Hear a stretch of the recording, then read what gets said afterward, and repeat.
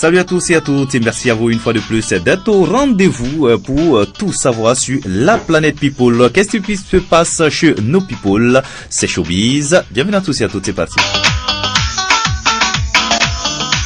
Dans l'actu média, gros coup dur pour la radio Diva FM. En effet, la radio a été la proie des flammes le mardi dernier. Selon des sources proches de la structure, les coupures intempestives de l'électricité seraient la cause de cet incendie. Et il se serait déclaré dans la salle de l'émetteur avant de se propager dans les autres salles de la radio. Rien n'a pu être retiré des décombres. Gros choc donc pour la promotrice de la radio qui, il faut le noter, après près d'un an d'essai, s'apprêtait à lancer le programme de Diva FM. Et la veille, ce sont les locaux de TVZ Africa et Horizon FM qui ont été eux également la proie des flammes. En attendant les résultats de l'enquête, des sources proches de la radio avancent la thèse d'un court-circuit. Rien n'a été récupéré après l'intervention des soldats du feu. Et contrairement à ce qui avait été annoncé, il n'y a pas eu de décès, mais l'un des techniciens a été blessé. Rappelons que cela fait la 3e fois qu'Horizon FM est confronté à des soucis pareils.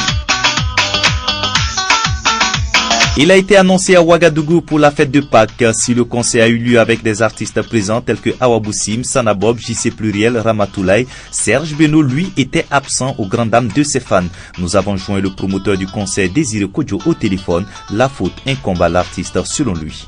L'événement a eu lieu, c'est l'essentiel. Ça s'est bien passé. Il y avait un programme chargé qu'il avait oublié d'après lui, son calendrier. Et l'engagement qu'on a pris ensemble, il n'a pas honoré. Mais on l'a remplacé par Ramatoulaye. On s'est excusé auprès de tout le peuple canadien. Et aujourd'hui, il ne faut pas que les gens voient le fait que Serge n'est pas venu. Il faut voir comment l'organisation s'est passée, si ça s'est bien passé et quelle est la motivation des artistes qui ont joué. Parce qu'aujourd'hui, il ne faut pas que ce soit un seul artiste. Parce que jusqu'à peu le contraire, si toutes les affiches et tous les plans de communication, il y avait 6 artistes annoncés. Donc je pense que dans ces 6 artistes, chacun va porter son grain de sel. Si dans 6 artistes, il y a un seul qui n'est pas venu et qui a été remplacé par un autre artiste qui fait le total de 6, je pense qu'il faut honorer les 6 qui sont venus. Et je dis encore merci à Sanabob. Je dis encore encouragement à Awa Boussim. Et je dis beaucoup d'encouragement à Gozo. Parce que c'est des artistes nationaux et David Solo. C'est des artistes nationaux qui méritent de se faire valoir ailleurs. Et nous, on essaye de faire un brassage entre d'autres artistes et eux, afin que cela aussi puisse véhiculer le message que nous voulons faire passer. Donc, je pense que ce spectacle-là, ce n'était pas un spectacle de celle de nous. On a dit Pâques à Ouaga. C'est un spectacle qui s'est passé en Pâques et ça s'est bien déroulé en Pâques.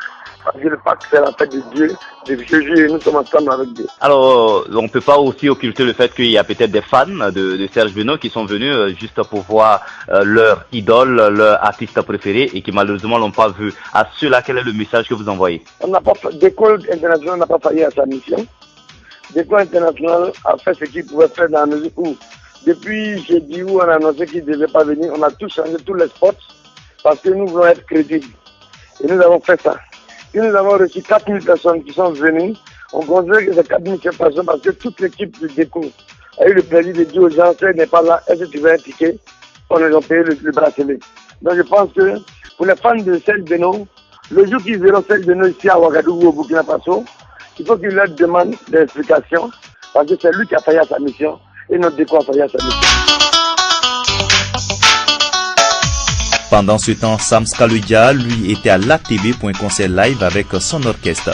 Le public a répondu présent à telle enseigne que certains sont repartis à la maison avec leur ticket en main. C'est un public endélique qui a accueilli l'ancien animateur de Ouaga FM qui désormais organise des œuvres caritatives.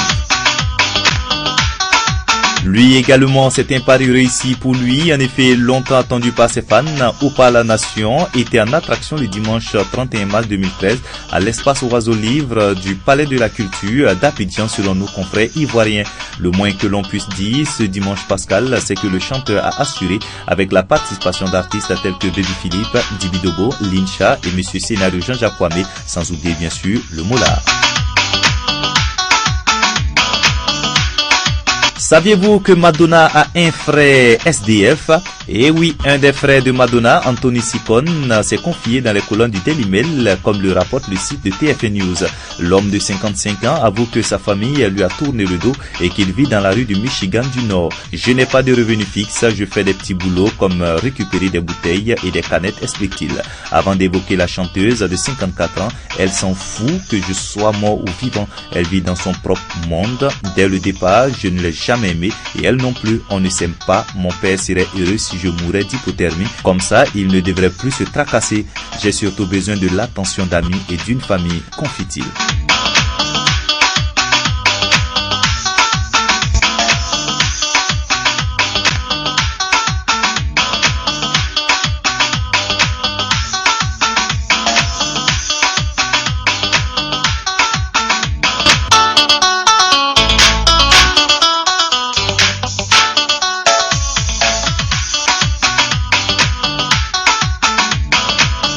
C'est sur ce sans commentaire qu'on va refermer les pages de ce numéro de Showbiz. Ça a été un réel plaisir pour toute l'équipe. Merci à vous d'avoir été des nôtres. On souhaite vous retrouver bien sûr la semaine prochaine pour un autre numéro de Showbiz. Prenez bien soin de vous. Ciao.